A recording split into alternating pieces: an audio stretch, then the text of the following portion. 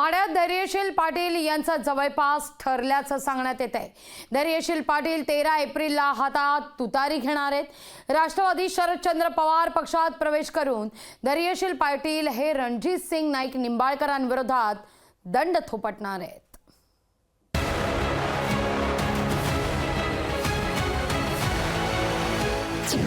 धैर्यशील मोहिते पाटलांचं जवळपास ठरलं। 13 एप्रिलला मोहिते पाटील हाती तुतारी घेणार। हाती तुतारी घेऊन रणजित सिंह निंबाळकरांना आव्हान देणार। यंदा माढ्यात आमचं ठरलंय असं सांगणाऱ्या धैर्यशील मोहिते पाटलांनी अखेर निर्णय घेतल्याचं सांगण्यात येत आहे। धैर्यशील मोहिते पाटील राष्ट्रवादी शरदचंद्र पवार पक्षात प्रवेश करणार असल्याचं जवळपास निश्चित झालंय। रणजित सिंह नाईक निंबाळकरांना यावेळेस आसमान दाखवणारच असा चंग मोहिते पाटलांनी बांधला। त्यासाठी राष्ट्रवादी शरदचंद्र पवार पक्षात प्रवेश करून धैर्यशील मोहिते पाटील हाती तुतारी घेणार असल्याचं सांगितलं जात आहे। धैर्यशील मोहिते पाटलांचं अखेर तुतारी हातात घ्यायचं ठरलंय।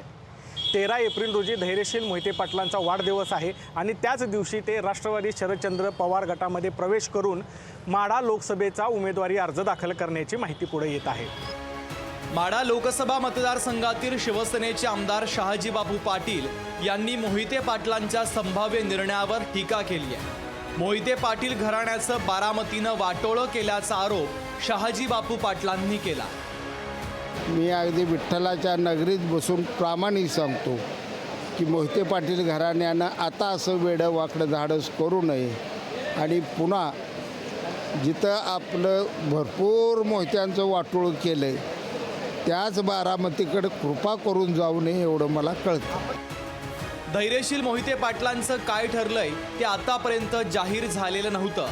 आता धैर्यशील पाटील जो निर्णय घेणार तो निर्णय आणि ती दिशा आठवड्याच्या शेवटीच स्पष्ट होणार आहे। अभिराज उबाळे, लोकशाही मराठी, पंढरपूर। लोकशाही मराठी ऐका, पहा, जागरूक रहा।